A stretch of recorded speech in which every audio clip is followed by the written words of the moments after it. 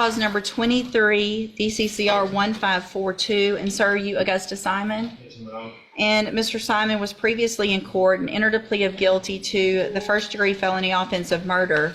The agreement was for a cap of 40 years in the institutional division of the Texas Department of Corrections. I've received the pre-sentence report. Has everyone had an opportunity to review that report? Yes, franchise, Judge. Yes. Are there any additions or corrections to that report? Okay. And then in addition to that, I've also received several letters that Mr. Burbank provided. And Mr. Smith, have you had an opportunity to review those? Yes, Judge. Okay. And then also, you both should have received the jail incident report packet that I have also reviewed. Have you both had an opportunity to receive and review that? We have. Franchise. Okay. So, Mr. Smith, do you have witnesses? Yes, we do. You may call your first witness. State calls Jalen Morris. Jalen Morris.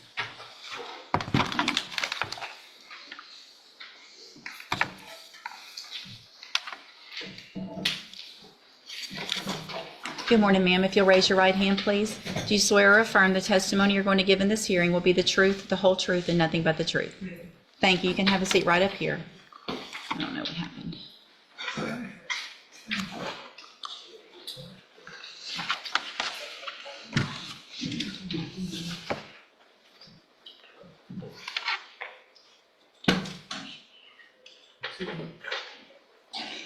And Ms. Morris, if you'll just pull that microphone down a little bit and be sure and speak loudly and clearly so that obviously I can hear you, the court reporter can hear you, and also the attorneys, okay? Thank you. You may proceed. Good morning, Jalen. Good morning. Would you spell your name for you? Ms. Morris, do you understand why we're here today? Yes, sir. And this all came from an incident that occurred on the early morning hours of September 9th, 2023 here in Beaumont. Yes, sir. Where were you at? The park on Carter. Okay. And what kind of business was that? I guess more like a lounge. It had just reopened. It used to be Luke's Ice House, is that right? Right. It had just opened. And so this was the first couple of nights that it had been open. Yes, sir. Was it crowded? Yes, sir. What time did it start to shut down? Between 1:30 and 2 o'clock. Somewhere in there. While you were there, did you associate with Leroy Smith? Yes, sir. How did you know him? Friends from middle school. So you've known him a long time. Right. How would you describe his demeanor that night? I mean, he was pretty normal, excited to be out, enjoying the crowd. He's very friendly, people person. He was just being himself, and we was just enjoying the new atmosphere. Did he seem like he was in a good mood? Yes, sir. Did you see him have any words or arguments or any kind of harsh interactions with anybody at the club? No, sir. Did you hang out with him quite a bit? Yes, sir. When the club closed or when y'all left, did you go out with him? Yes, sir. And which way did y'all exit? How many exits were there? It's only one exit. When we exited, we went to the left. Okay. What is to the left? The parking lot, and there is an alleyway that leads to the parking lot across the street. Okay, so there was parking on right behind the building, but also parking across the street. Right. Did you notice anything unusual when y'all left and went to the left? No, sir. At some point, where were y'all going? He was looking for his ride. Y'all weren't leaving together, y'all just were walking out together. Right. Did he see his ride in that parking lot? No, sir. What did y'all do at that point? At that point, we came back across through the alley that leads to the park on Carter. Okay. Going back like towards the actual parking lot. All right, everybody still in a good mood? Right. Were there a lot of people exiting at that time? I didn't hear you. Were there a lot of people exiting at that time? Yes, Was sir. it kind of crowded? Yes, sir. What happened next? Once we were walking to the alley, right before we got to the parking lot, that's when someone was walking towards us. And once he was walking towards us, no conversation, no nothing, it was just shots fired.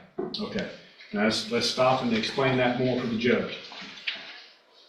Were you paying attention to Leroy? Right, Was he paying attention to you? right, Wasn't having words with anybody? no, And there are people walking kind of both ways, right, correct? Somebody walks up to him and started shooting, correct, shot him. correct, Not shooting at anybody else, nothing. not a random mistake, right? Right, Wasn't just shooting into the crowd. directly at him. How close was he to him when he first shot? Like hand to chest. So Like if point I blank extend my range. arm, right, right, He was this close. right. Did he say anything to him? No, sir. Did he just raised the gun and shot? Correct. Anything? What did you do? I froze. Were you in shock? Very. Did, this was unexpected. Very. Did it look like Leroy expected or recognized this person? Not at all. Anything unusual happened when he shot him, other than the shooting itself? No, sir. Was he looking at Leroy Smith? Yes, sir. Did he say anything to him as he shot him or after he shot him? No, sir. Did he ever look at you? Yes, sir. When did he look at you? While shooting. So Me and Leroy were side by side. how close were you to him? I mean, were y'all shoulder to Shoulder to shoulder? shoulder. And he walks up and just immediately shoots the guy standing just a couple of feet from you. Correct. And then as he shoots, did Leroy fall immediately? After the last couple of shots, he immediately fell. So when was Mr. Simon looking at you? While shooting him. It was, while doing it, he was looking at both of us. But it was like, once he fell, it was like he was just looking at me. Because I was the last to see. What kind of look did he have on his face? It was like a stare in the eyes. Was it like did you feel threatened by him looking you in the eyes as he's shooting Leroy Smith? Well, of course, yeah, I was scared. And in fact, you're a little afraid to be here to testify today, aren't you? Right.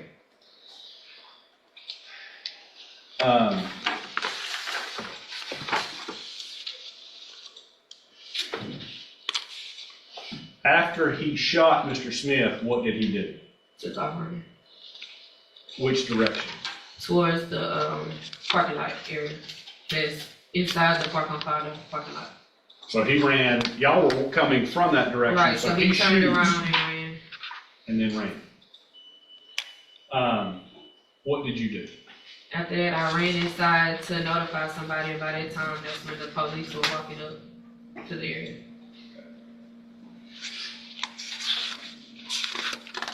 Did you ever see Leroy Smith talking to Agusta Simon that night? No, sir.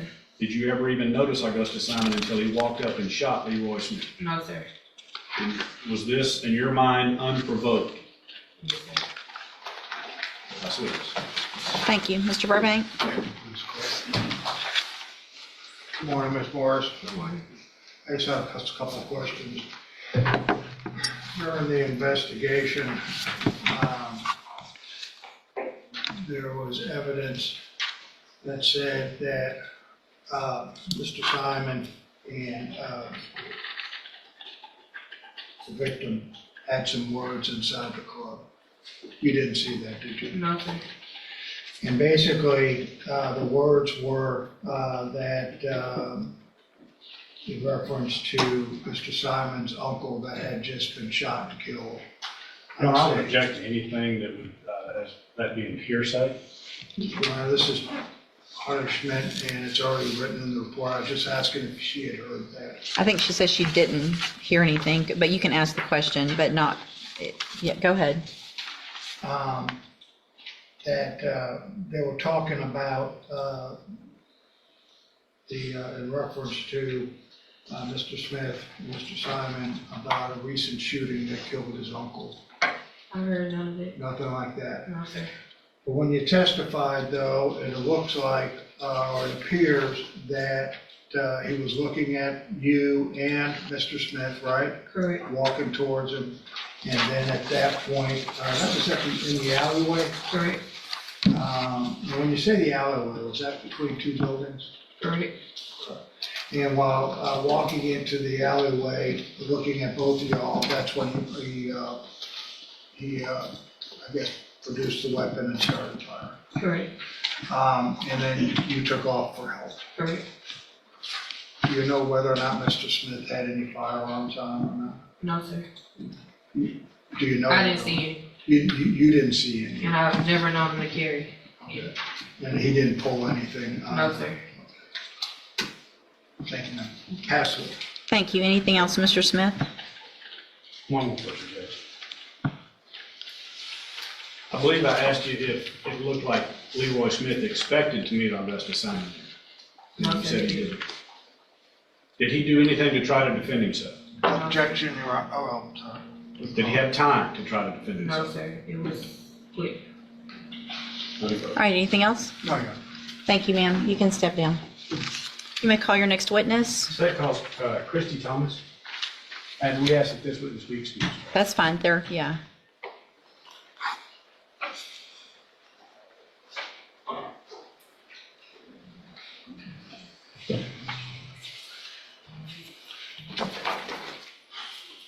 Good morning, ma'am. Would you please raise your right hand? Do you swear or affirm the testimony you're going to give in this hearing will be the truth, the whole truth, and nothing but the truth? Thank you. You can have a seat. And Ms. Thomas, if you'll just be sure and speak loudly and clearly into that microphone so we can all hear you, okay? Thank you. You may proceed. Good morning. Would you state your name and spell it for the court? My name is Christy Thomas, K-R-I-S-T-Y, Thomas, T-H-O-M-A-S. And you were the mother of Leroy Smith, is that correct? That's correct, I am. Yes, ma'am, you are. Would you describe for the court Leroy's personality? To know him is to love him. He was good kid growing up. We was both kids. I had Leroy when I was 13.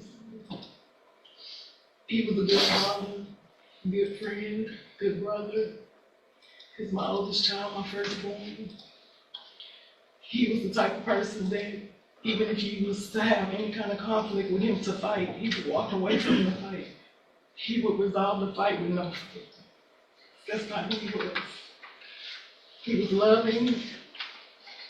He was kind. He was a good all-around person. Was he a gentle soul He was a gentle soul. who wasn't combative? He didn't fight, didn't fist fight, He didn't fist fight. argue? He might have argued, but we're not all perfect. I mean, he probably would have argued with you, but he would have never started a conflict. It might have been an argument over something y'all might disagree with, but it would have never been a fight behind the argument. You couldn't see him putting hands on somebody No. for just what they said. No. That's not a record that say he's even fought, he hasn't. He doesn't have fights, he doesn't physically have altercations like that. He would walk away from an altercation before he would fight somebody. What was his family life like at the time that he passed? He's the father of 6 children. He was in school and he worked. He had his own little business, a small business, a pressure washing business. So his family life was home with his kids and his children and out with his friends. That's it. And he was 29 years old? No, my son was 30. He was 30. He was on his way to be 31. Did he do everything he could to provide for his kids and take care of them? He did. And he worked at pressure washing. So Yes, and he worked in the plant too because he was going to school to be an engineer where was he going to school at? at Lamar.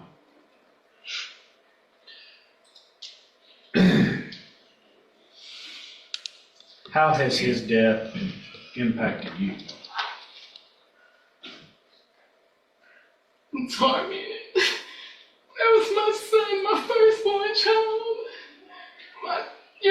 I have to hold everything together with even grief. Grief never go away. Grief only get lighter. It's heavy. But my children took it very hard. That his children, I have them all the time. They suffer, even with nightmares, you know, about their dad being gone. They don't understand. It's not easy when you lose a child. It's very hard. He wasn't ready. He loved life. And I just feel like his life was cut so short for no reason. He loved life. I can't even see him in agreement with the fact that he's gone, you know, like, we can't help it. When we gone, we gone. But I just know that he wanted to live. He didn't want to die. And that's what hurt the most, that he wanted to raise his children. He wanted to be a good father. He was a good son, too. He called me every day and asked me how I was doing. We had a really good relationship. He's very humble. A humble person, period. And a forgiving person, too. That's what I said. Thank you. Any questions? Ms. Thomas, I'm sorry for your loss. No questions, Judge. Thank you, Mr. Burbank. Thank you, ma'am. You can step down. State calls Leroy Smith. What's your first name?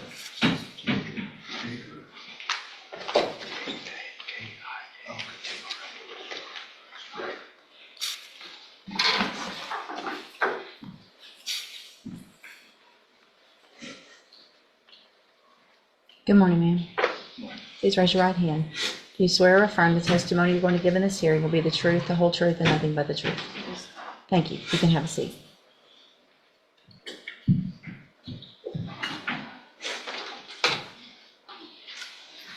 Go ahead. And just make sure you try to speak loud and clear into that microphone.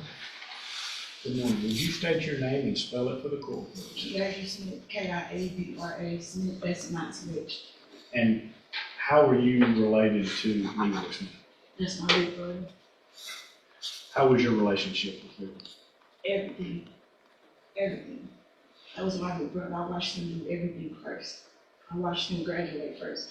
I watched him go to college. I watched him do everything first. So that was my motivation. Did he give you a good example Yes, of the he way did. he lived his life? Yes, he did. Did you try to emulate the things that he did? Yes. Did, how has this affected you and your family? It has affected us mentally, spiritually, and emotionally.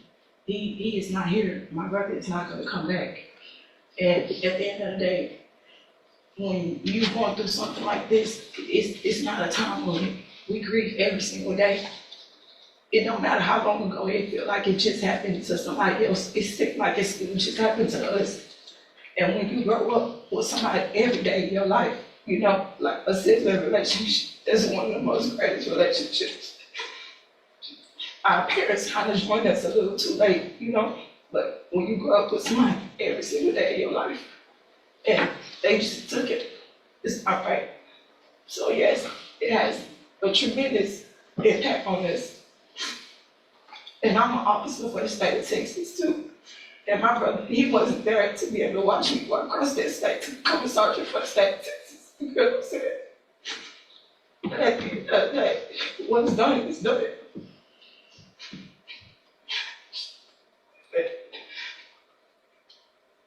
Is there anything else you'd like the judge to know about your brother? He was an amazing person. He loved his family. He loved his kids. He got 6 kids that's here by himself. He was the #1 provider for them. My brother had a pressure washer business and he was in school. He had a whole life to live. He still has so much greatness to do in this world. Ain't nobody God. You're not God to determine whether you're going to give somebody life or take life away from them. His journey, his path that God still had over his life, it was cut short. So no, he's not here to finish the work that he still has done.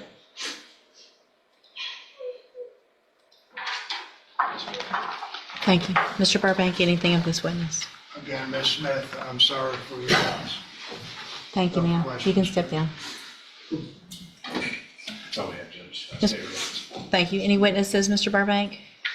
I call Mr. Simon. Mr. Simon?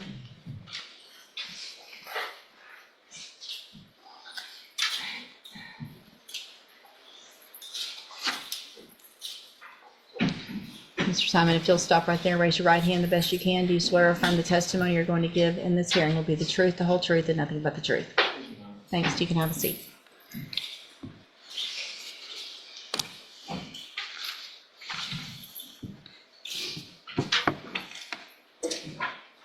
Mr. Simon, be sure and speak loudly and clearly into that microphone so everybody can hear you. Go ahead. The police report for the record again, could you state your name? Agusta Simon. And make sure you speak up, Augusta, okay? Augusta, you were present or you pled guilty to this offense, is that correct? Yes, sir. You accepted responsibility Yes, sir. and didn't put the state to a trial, correct? No, sir. I mean, yeah. During your interview, you used words like it was a mistake, that you shouldn't have done what you did. Can you explain what you mean by that it was a mistake? I took actions and I just made a mistake, and I do apologize to the family for what I did. And I wish things would have turned out different. I do sincerely apologize. Well, you had a gun, right? Yes, sir. You had been drinking, as reported in your PSI report, and also Yes, smoking marijuana. Think it was the best decision that you made in order to carry a firearm when you were partying? It's the worst decision I've ever made. Now, you realize what your actions did in reference to what happened to Mr. Smith's family. 6 kids, loving family, sister, her mom. What do you have to say to them? I just really want y'all to know that I apologize. I really do apologize. Y'all might not feel that I'm coming from a place from a heart and I'm sincere, but I really do apologize. I made a mistake. I asked for y'all forgiveness. I've asked the Lord for forgiveness. I just want y'all to forgive me as well. One of the things too, kind of shifting gear, Augusta, is that though this is a cap, and we would ask for some consideration included in the PSI report, which will probably be addressed, you've been written up at the Jefferson County Jail for violations, right? Yes, sir. Fighting, disrespect to the guards, Yes, sir. and were you mainly in the same dorm there? Most of the time. And how many people usually were in a dorm? It's about 50 of us. Okay. Things not always good? There's no way to tell what's gonna happen the day when you wake up. And how long have you been incarcerated, or how long have you been staying there before today? Almost 2 years. So you've been in there for 2 years, and things could get rough. All the time. Why would you take it out on, well, let me ask you this, you had some fights with inmates. Yes, sir. Did you ever have any fights with any of the guards? No, sir. What I also read was that you wouldn't listen to the guards in reference to if they were doing inspections or told you not to go to the commissary or put your clothes on or the bunks and stuff like that. Why didn't you listen to the guards? So sometimes I got a lot weighing on me, like with the choices that I made in my life, and so it's some days I just wake up and I just don't be in the mood to deal with nobody. Well, you know you've got to wake up for the rest of your life every morning, right? Yes, sir. And you realize you got to deal with people, right? Yes, As a matter of fact, probably after today, you're probably going to deal with them up in Huntsville, a whole different world, correct? Yes, sir. One of the things that I saw in there was a thing in reference to the write-ups was about prescriptions. What type of prescription medications were you taking? I take a Risperdal and Zoloft. Okay, do you know what they're for? It's for to help me control my anger. So you had an anger problem. When did you realize that you had that? When were you diagnosed with that? like a couple months after I was incarcerated. Were you ever under any medications while you were in the free world before this happened? No, sir. You think you had an anger issue before this incident? Yes, sir. How far did you get in school? I graduated. You graduated from high school? Yes, sir. Did you work? Yes, sir. Do you have any kids? I have one. How old? He's about to be 2 in February. How? He's about to be 2 in February. 2 in February. Well, you heard that Mr. Smith has 6 children. Yes, sir. You have an opportunity, maybe once you do your time, that your child may see you. What do you think if your child wasn't able to see you because someone had shot him dead? How would you? That would hurt. Do you think that it would affect your children or your child? Yes, sir. So you realize what you did. Yes, sir. You realize that it isn't. You're being nice by saying it's a mistake, right? Yes, sir.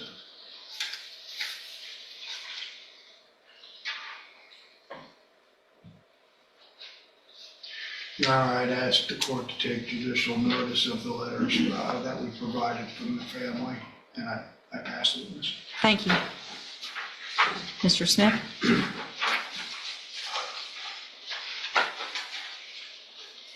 Mr. Simon, this is a big mistake, right?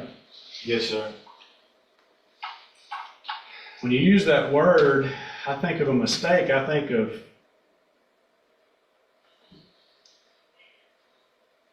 I went to get a haircut, and I parked, and there was a brick planter, and I parked outside of this planter, and there was a car parked up there, and they went to back out, and I thought surely they'll see my truck. It's tall, it's way over what they're going to be able to, they can't miss it. 17-year-old kid backs out of that spot directly into my truck. That's what I think of when I think of a mistake. A mistake is not pulling out a gun, shooting an unarmed man who hasn't said or done anything to provoke you. That's not a mistake. That's murder. Those words start with M, but they're completely different things. If I took out my gun and I shot your son for no good reason, what do you think should happen to me? Oh, yeah, I don't even know. Do you think I should just call it a mistake and brush it off? Learn from it? Grow? Everybody got to learn from their mistakes. Right. You don't think I should be punished? Sure. I never said that I shouldn't be punished. What should I receive if I did that to your son? There's not my choice to make. Do you think 5 years would be enough? No, sir. Do you think 10 years would be enough? Once again, it wouldn't be up to me. It's not a choice for me to make. What number would make you happy? I don't have the number.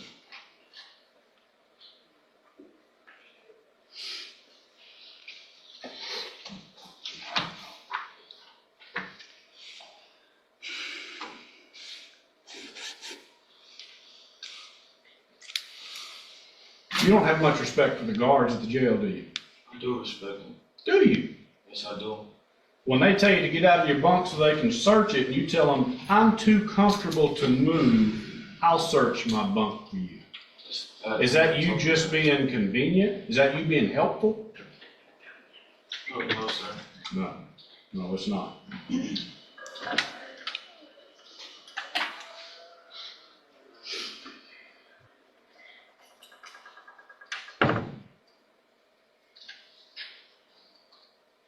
When they tell you to not use the microwave, not use the phone, if you want to do it, you're going to do it no matter what they say, aren't you? No, sir. You sure? Positive. March 11, 2025. Not following oral directives to remain on their bunks.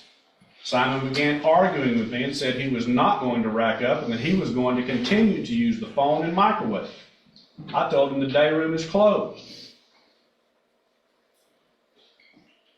He continued to argue.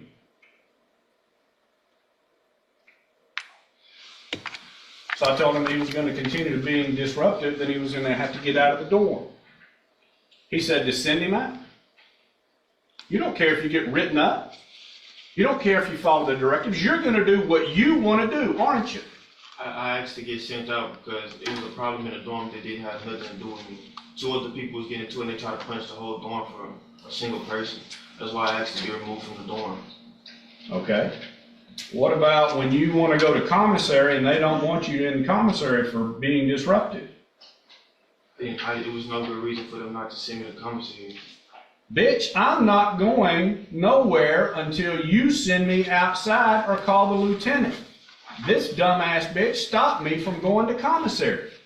I don't remember those comments. Well, the guard did because they wrote it down in your report. They can write anything down in the report. Right. So they're making this up. You didn't say that. I don't remember that. I don't even know what incident. I don't even know what you're talking about. February 26, 2025.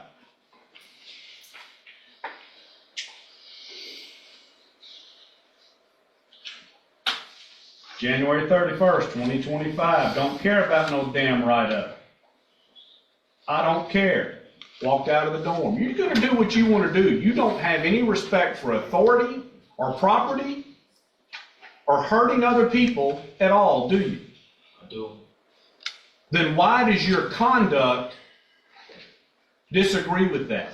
Just like I said earlier, I have a problem with my anger. I can't always control my anger. And sometimes my anger just gets the best of me. Pretty often and undeservedly, right? I think further, Your Honor, You can have a seat. defense pressure. Thank you. Any other witnesses, Mr. Smith? No. All right, argument, Mr. Burbank?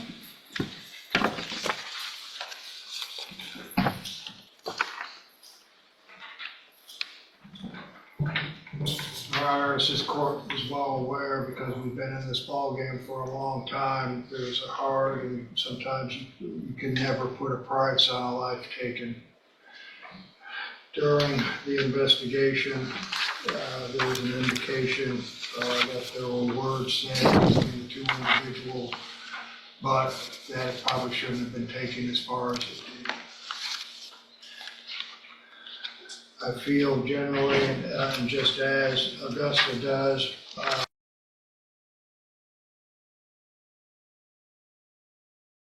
realizes after the fact of what his actions did in reference to taking the life that probably should have been resolved if it was a conflict between the two gentlemen a different way instead of a firearm. We realize what 40 years is, and on the big scheme of things, and in reference to what's been happening in our society. I would make one comment, Your Honor, in reference to the Jefferson County write-ups in jail. I would ask the court to take into consideration, and I would agree, that people that are in custody must obey their supervisors and must obey their rules. But also, Your Honor, I know is well aware of the overcrowdedness in the jail, and when you put 50 or 60 people in one room, under circumstances that range anywhere from murder on down, sometimes those individuals' intentions and everything get the better, especially when authority tries to come in. Last week I was in a murder trial and there was a guard that came out and testified and was physically assaulted in there by an individual I represented. I would ask the court to take notice that there is no physical altercation in reference to that guard, and thankfully there was not. This was just disrespect, and as if you look at those write-ups, Judge, it was commissary, which is treasured in the jail, though it does not call for being disrespectful.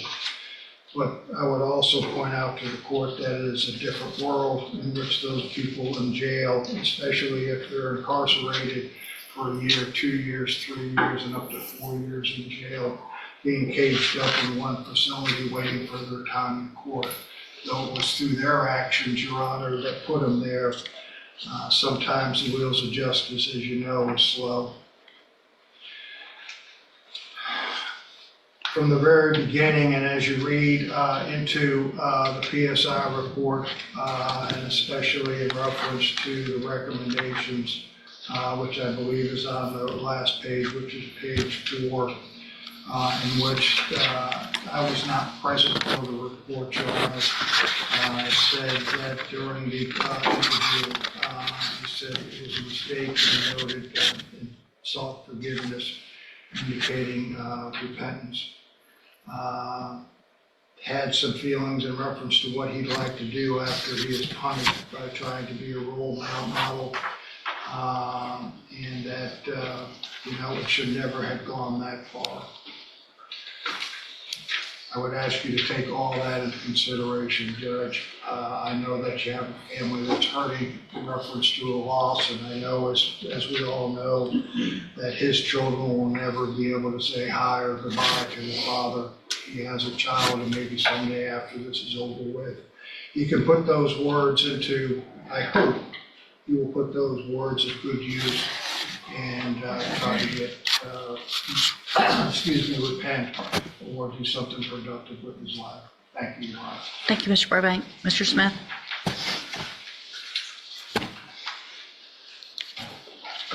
Judge,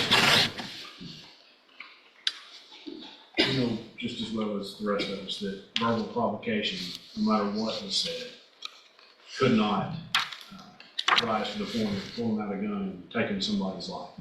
He is not the judge, the jury, or the executioner. He was that night, but only because he has a lack for authority and impulse control problem. He's going to do what he wants to do, and I think that's been shown clearly by the history that has been recorded at the jail. He does what he wants when he wants. He doesn't respect authority. He's going to say what he says here in court because he knows everything's hanging on his words, but his actions speak so much louder than the words here in this court. He took the life of a good man who was a gentle soul, who had children that he was working to provide for. We feel like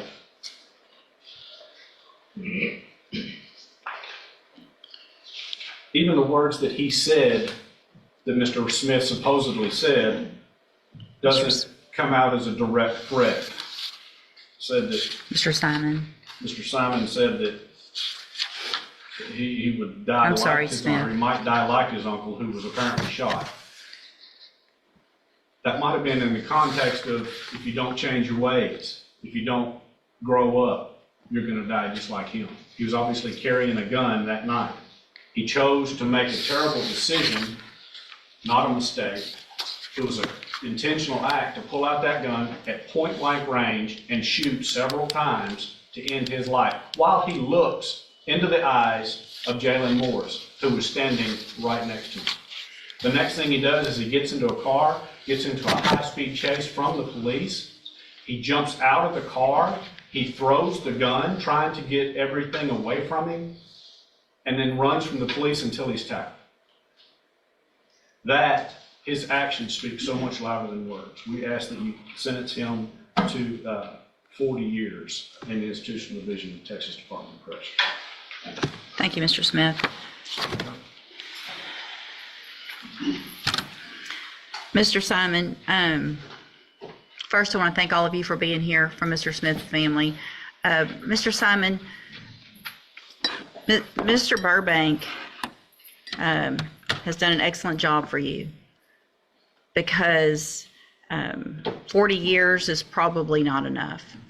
But I understand why people make decisions, and I understand why this has been offered, and it saved people from going to trial. And I appreciate that you did that, and I'm sure they do somewhat. But any kudos you get for not going to trial, you got for that 40-year deal. Your lack of respect for any rules, for any authority, and for human life is just unacceptable. All of you kids running around thinking carrying guns and just shooting is the way to resolve anything is unacceptable. It's crazy. It's like the Wild West out there. I'm going to carry a gun. I'm going to go to a bar. I get in a beef with somebody. Let's just kill them. Let's just shoot up the whole place. I mean, it's crazy. And if you were really sorry and you really want to be a role model, then I would not have 12 pages of this nonsense of what you've been doing in our jail. And I know you've probably heard from the other ones that are coming back from court how upset I'm getting over this, because these people are just going and trying to do their job. They go to work every day and they have to deal with the stupid crap that y'all are giving them. The names, the disrespect, the I don't have to do anything. It's ridiculous. I'm going to find that you entered your plea of guilty freely and voluntarily. Find sufficient evidence to find you guilty, and at this time find you guilty of murder. Sentence you to a term of 40 years in the Institutional Division of the Texas Department of Corrections. You do receive credit on that sentence for any time that you've been in custody that the law gives you the right to receive. I'm going to hand you two things. One is your certification of right to appeal. This is a plea bargain. I followed it, so you cannot appeal and change your mind after today. I'm also handing you a written admonishment regarding your ineligibility to possess a firearm or ammunition. You're still young enough to where on this sentence you'll be out at some point probably, unless you get yourself killed in prison for acting like you've been acting in jail. But if you do what you say you do and you try to get right and you get out, you will not be able to possess a firearm because of this judgment. And if you do, charges could be filed against you. Firearm is a legal term. You should read that written admonishment I provide you to see what devices qualify as a firearm. If you have any questions about that, you can talk to Mr. Burbank. All right, Mr. Nichols is present. Mr. Rojas, you're present with Sir Joby Wells. And Mr. Wells was previously in court. Let me pull this up real quick. Hold on. Has two motions to revoke unadjudicated probation on probation in each of those cases for aggravated assault with a deadly weapon. Let's see. In those motions, pled true to counts 3, 4, and 6. I've received an updated pre-sentence report as well as some jail incident reports that everyone should have been given copies of. Has everyone received all of that? We have, Your Honor. Yes, Your Honor, we have. And these cases are both, I want to make sure I said it right, they're aggravated assault, family violence. They're both first-degree felonies, deferred probations. That's and not correct, Your Honor. it's not. One is a non-family violence, and one is a second-degree family violence. Okay, so in that motion, was that wrong then? It's aggravated on, I believe so, Your Honor. Okay. Mr. Ross and I actually double-checked this morning. Okay. Under the code and under indictment and under the original plea papers, it's a second degree. both of them are second degrees, Yes, Your Honor. 2 to 20 range. There was no agreement. And does anyone have any additions or corrections to that pre-sentence report? Nothing to report, Your Honor. No, Your Honor. Mr. Rojas, does the state have witnesses with regard to those other counts? I believe they do, Your Honor. I'm sorry? I believe they do. Oh, did I say Mr. Rojas? Mr. Nichols, does the state have? Thank I do, you. Your Honor. You may call your first witness. State calls Officer Stevenson.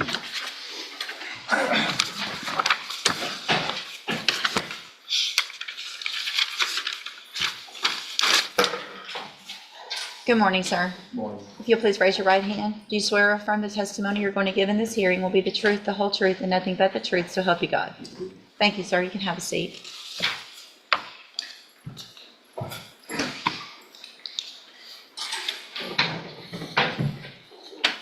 You may proceed. Thank you, Your Honor. Good morning, officer. Could you give your full name for the court reporter, please? Officer Sean Stevenson, And how do you spell Sean? SEAN, Would you pull that microphone down too? And Is it on? green lights, Okay, perfect. And Stevenson, is that on the V or PA? a V. Okay, thank you. And how are you employed, sir? Sorry, How are you employed? a police officer in the police department. How long have you worked for Beaumont Police? Approximately 15 months. And during that time, have you worked on patrol? Yes, sir. When did you complete the field training and all that? December 15th. 2024? Yes, sir. And so during the month of April of 2024, what were your job duties? What were you doing for Beaumont Police?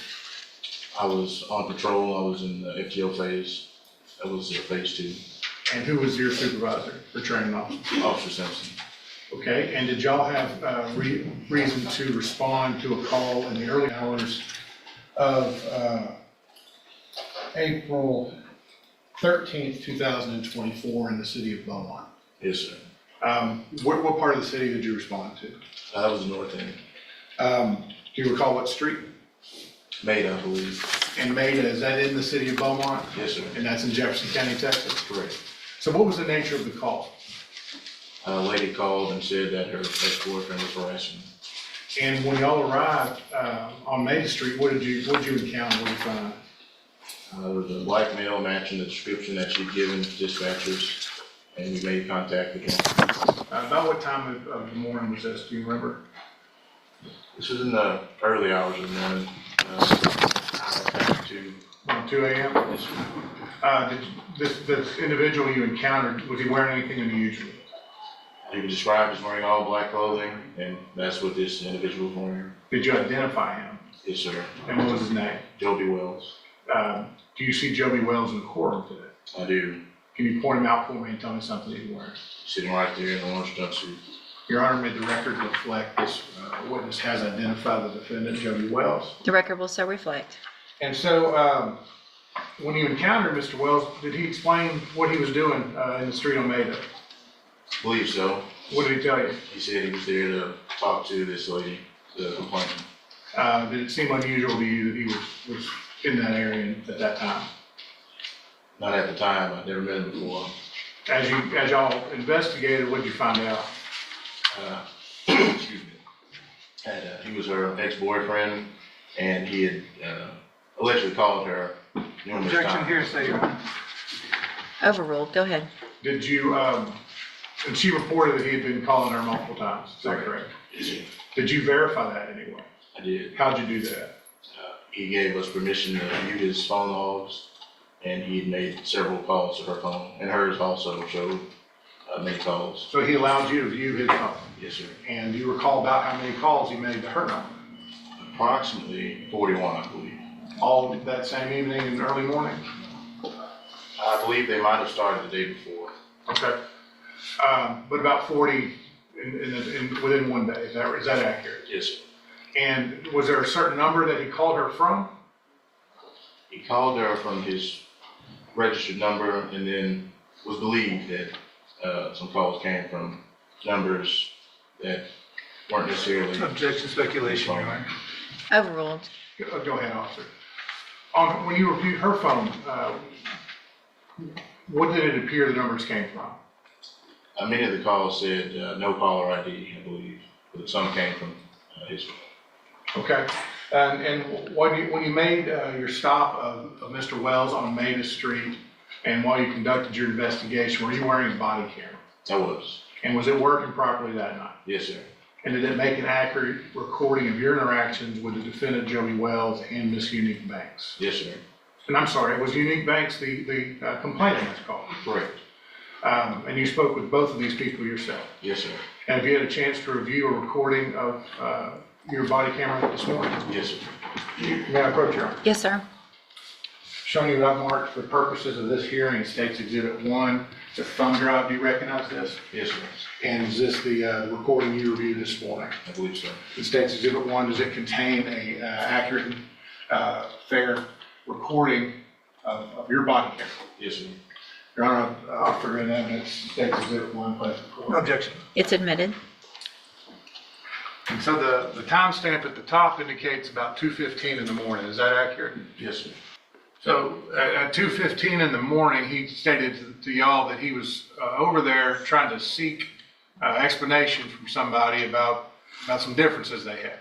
Is that accurate? Yes, sir. And was that other person a friend or boyfriend of Unique Banks? I believe it was a friend. Okay. And now, Officer Stevenson, when you encountered Joby Wells, did he ever explain how he got to Maida? I don't recall. Okay, do you recall a home address that he gave you? I believe he said it was on Vincent. And Vincent is the far north end of Beaumont, isn't that correct? I believe so. And did he drive to this location? I believe so. Okay, did y'all locate his vehicle?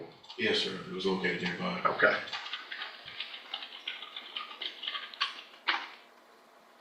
At this point, were y'all aware that Mr. Wells was on probation? We were not. And did y'all have any information as to whether or not he'd been told to stay away from this person and this address on Maida? No, sir. And there's more of this video, but I think that's enough for the court. Officer Stevenson, based on the information you gathered from Mr. Wells and from Unique Banks, was he charged with harassment? Yes, sir. Did you and Officer Simpson believe that he had made repeated communications with Ms. Banks with the intent to embarrass, annoy, or alarm her? Yes, sir.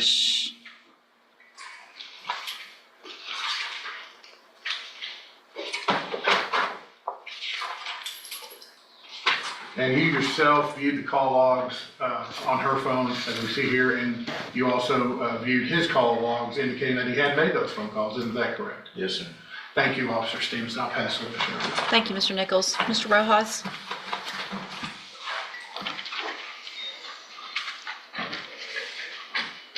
Morning, Officer Stevenson. When you looked at these call logs, did you see, there's a way on the phone to see if phones are incoming or they're outgoing, right? Yes, sir. Did you take a look at the phone, see how many calls were actually outgoing from his phone or outgoing from her phone? I remember a lot of incoming calls from her phone. I'm not really sure about that. Okay. You're not sure, but. I don't recall. Okay. So there could have been some from her to him that you just don't recall, those are there. It could have been. Okay. So there's a lot of this could have been back and forth, him texting her and her texting back to him, things like that. It could have been. Okay. Or calling each other back and forth. Did anybody, once you got back to the police station, did anybody go back through his phone? I assume you took his phone into evidence? I believe so. Do you know if anybody back at the police station went back and looked at his phone to verify how many calls were coming from his phone, or how many calls were going from his phone to hers, and how many calls were coming from her phone to his? I don't know if that happened. Okay. If it happened, you didn't do it? Correct. Okay. In the video, Mr. Wells talks about he's there to talk to a person. He actually says he, right? He's there to talk to a man. Correct. Okay. Did you ask Mr. Wells which apartment he was going to go talk to this man? I don't recall. Okay.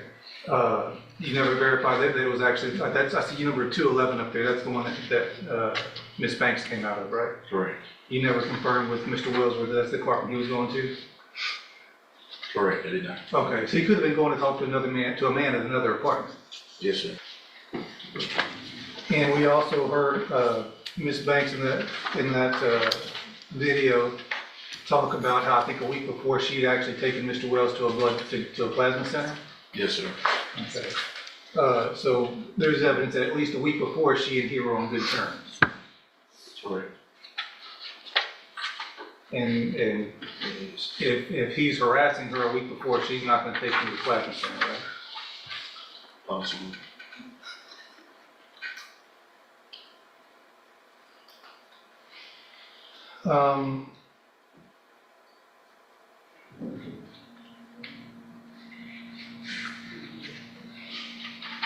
All these calls that Ms. Banks says that she received on her phone, did she say that she ever picked any of them up? I don't recall if she said that. She never said that she answered, or you don't recall that she answered any of those calls? Correct, I don't recall. Okay. Do you recall her saying that she ever talked that night to Mr. Wells on the phone? I don't recall.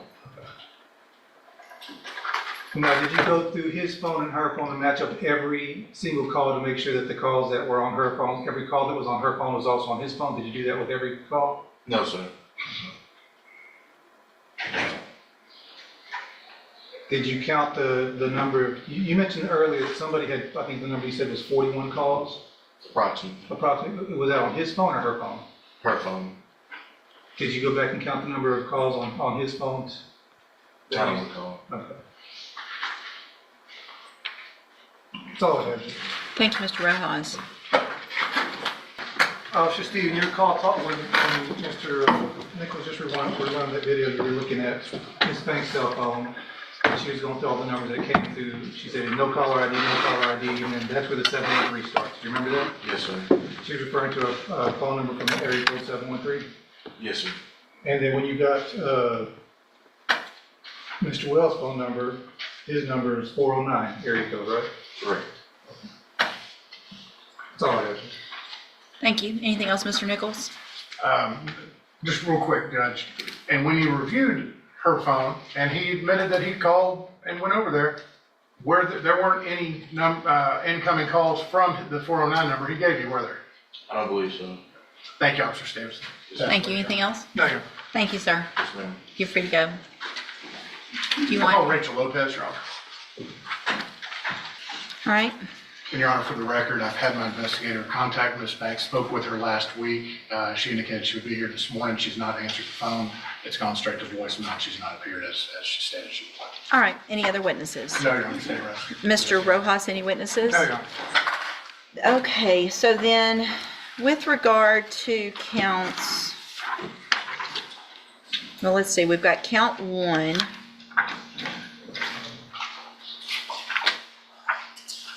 I am going to find that there was sufficient evidence based on the testimony of the officer as well as his body cam to find count 1 true.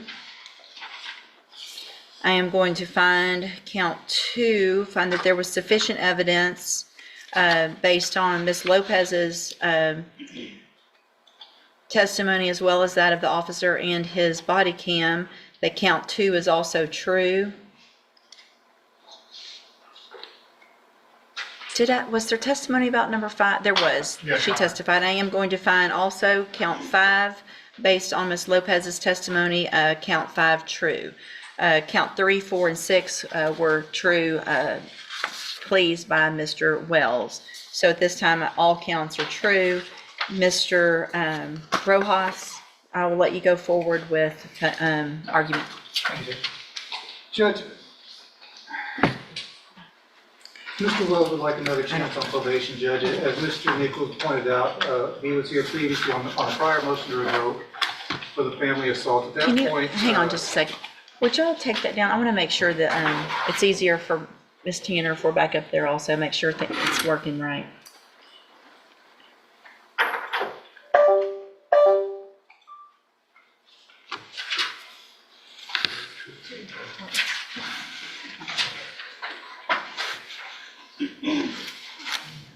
Okay, it shows it's on. Yep. Okay, go ahead. Sorry. As I said, he was here for the previous motion to revoke, as Mr. Nichols pointed out. At that point, 100-day sanctions were ordered. I don't know if it was at that point or another point, but at some point he was ordered to go to ISF. He was placed in holding at the county jail, and for whatever reason, I guess the bed never opened up, and he was released. So he never got the benefit of ISF. And from what I can see, the reason for going, it was going to be the cognitive track. The reason for going to ISF was so that he could make better life decisions on who to hang out with, how to deal with these personal situations. He never got the benefit of ISF, and it's not through any fault of his own. It just, I'm assuming a bed never opened up because he was sitting in jail waiting to go. I just don't think it's right to punish him for us not getting him the help that we were trying to get him last time.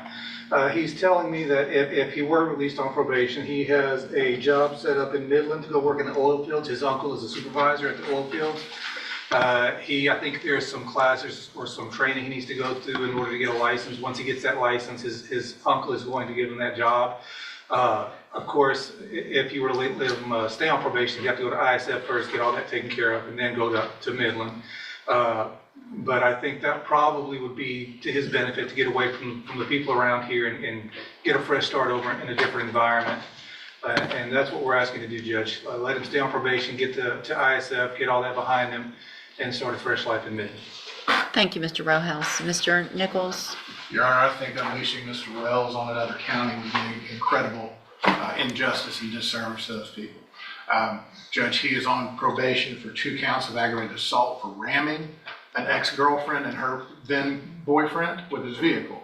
And I want to draw the court's attention to the original PSI, where the complaining witness in that case, and her version of events states not just about him ramming their car, but that the day this happened, she had broken off their relationship, and that the day this happened, she began receiving several phone calls from Wells, causing her to block his number. After blocking his number, she began to receive calls from an anonymous number that she refused to answer. That's his pattern. That's what he does, Judge. He knows it's harder to track if you're using some sort of masking or call blocking app to harass these women. But more importantly, this is just what he does, Judge. He has a misdemeanor family violence assault for which he was revoked in 2000. Conviction date's 2011, revoked in 2013 from that. It has to end at some point, Judge, and I urge the court to exercise the full 20 years in these cases. These things only escalate. And he went over to these people's house, dressed in all black at 2 in the morning to confront them after repeated calls to her. That's scary.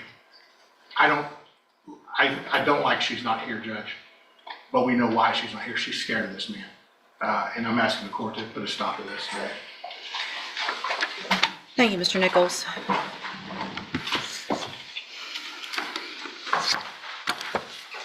Mr. Wells, do you have anything to say?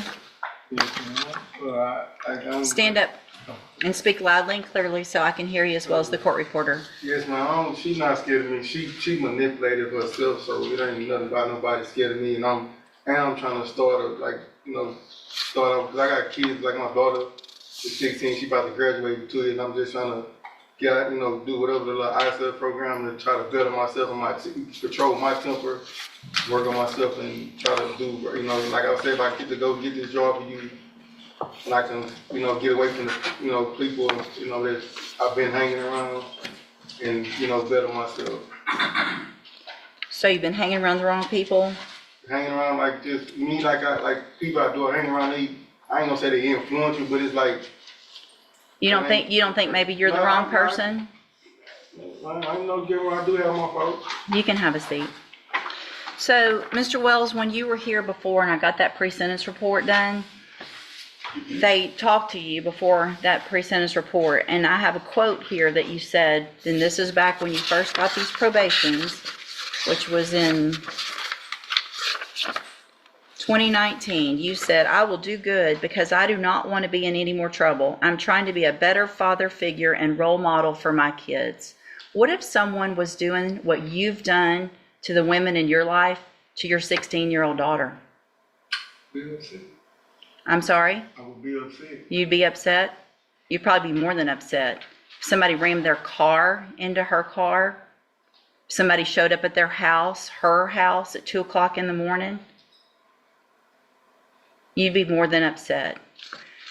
The problem is your behavior is escalating. It's not getting better. It's actually getting worse. And it's not because we didn't send you to ISF. And you want to talk about, I'm going to go to this little ISF program. It's not a little program.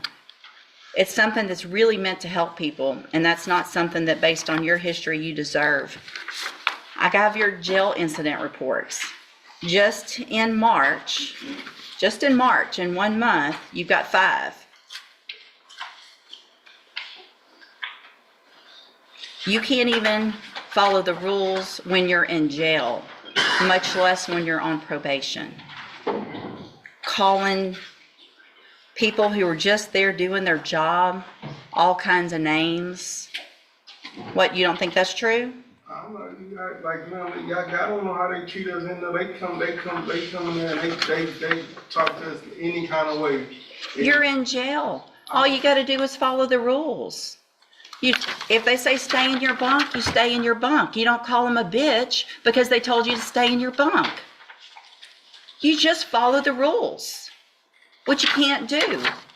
Deputy Millhouse had to shush you a minute ago, and instead of just saying, "I'm sorry, yes, sir," I saw the look you gave him, and I saw the look you gave me when I told you to be quiet. You don't like people telling you what to do.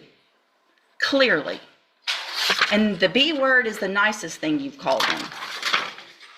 At this time, in cause number 19-31266, again, find that you entered your pleas of true to counts 3, 4, and 6 freely and voluntarily. I again find counts 1, 2, and 5 true. Find sufficient evidence to find you guilty of aggravated assault, family violence, and sentence you to a term of 20 years in the institutional division of the Texas Department of Corrections.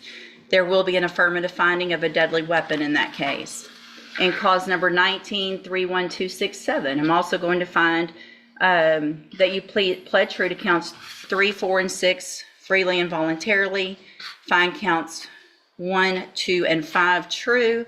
Find sufficient evidence to find you guilty, and at this time find you guilty of aggravated assault.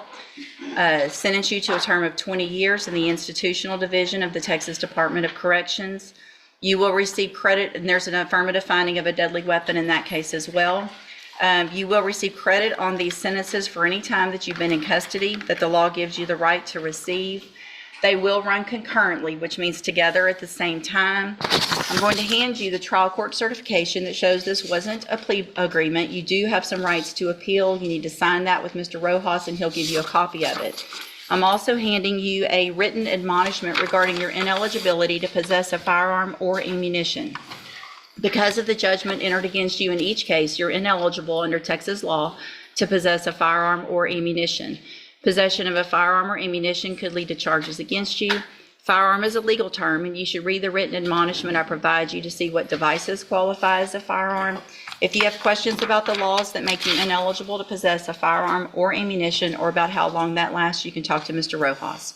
You can sign that and then go back with the bailiff.